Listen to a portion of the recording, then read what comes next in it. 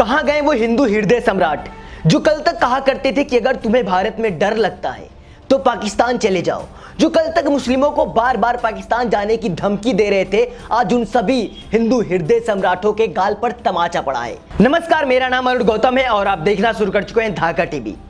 मोहन भागवत ने हिंदू हृदय सम्राट, जो खुद को सबसे बड़ा हिंदू राष्ट्रभक्त मानते थे, जो मुसलमानों को बार बार पाकिस्तान जाने की धमकी दिया करते थे, ऐसे हिंदू हृदय सम्राटों के गाल पर मोहन भागवत ने तमाचा मारा है। आरएसएस प्रमुख मोहन भागवत ने एक सभा में आयोजित प्रोग्राम में एक बयान दिया था, जिस बयान की वजह से उन्हें सोशल मीडिया पर पूरी तरह से ट्रोल किया जा रहा है और सभी लोग उनके उस बयान का आलोचना कर रहे हैं। आखिर उनके इस बयान में ऐसा क्या है जिसकी सभी लोग आलोचना कर रहे हैं? आपको बता दें कि मोहन भागवत ने कहा कि भारत में भले ही अलग अलग धर्मों के लोग रहते हैं, लेकिन सभी धर्मों का डीएनए एक है। उन्होंने यह भी कहा कि जो लोग हिंदुत्व के नाम पर मॉब लिंचिंग कर रहे हैं वो लोग हिंदू नहीं है। ऐसा बयान आरएसएस के प्रमुख मोहन भागवत ने दिया है, लेकिन उनके इस बयान पर देश में हंगामा मच गया है। बहुत से बड़े बड़े राजनीतिक लोग भी उनके इस बयान की बुरी तरह से आलोचना कर रहे हैं। तो आइए आज की इस वीडियो में हम आपको कुछ बड़े बड़े दिग्गज नेताओं की उनके इस बयान की विश्लेषण की आलोचना सुनाते हैं। आपको बता दें कि मोहन भागवत के डीएनए वाले बयान पर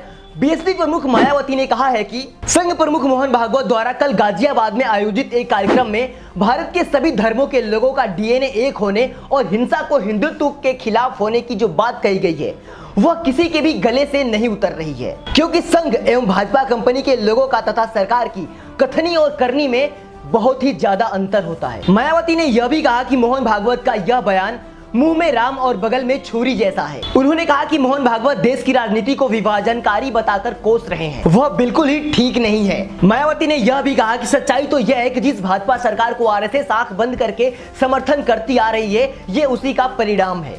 ये तो था बहन कुमारी मायावती जी का बयान, लेकिन बहन कुमारी मायावती जी के साथ साथ और भी सारे बहुजन समाज के लोगों ने उनके इस बयान की निंदा की है।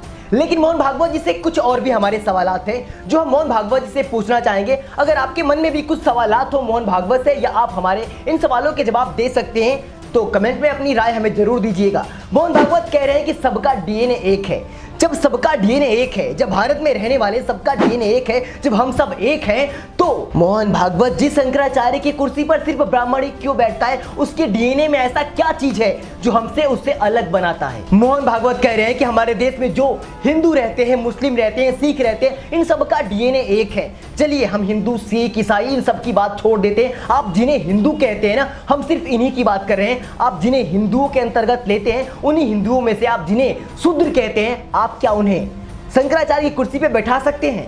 अगर सबका डीएनए एक है तो आप हिंदुओं में से ही जिन्हें आप शूद्र कहते हैं उन्हें शंकराचार्य की कुर्सी पर बैठा के सिद्ध कीजिए कि सबका डीएनए एक है और सभी भारत में रहने वाले एक समान हैं। तो ये वीडियो आपको कैसी लगी कमेंट में अपनी राय हमें जरूर दें। अगर अभी तक आपने हमारे इस धाका टीवी को सब्सक्राइब न किया हो तो रेड वाले बटन को दबाकर धाका टीवी को सब्सक्राइब कर ले और बेल आइकन दबाएं ताकि धाका टीवी की ऐसी ऐसी वीडियो की नोटिफिकेशन आपको सबसे पहले मिलती रहे। फिर मिलेंगे आपसे अगली वीडियो में, तब तक के लिए आपसे विदा लेते हैं।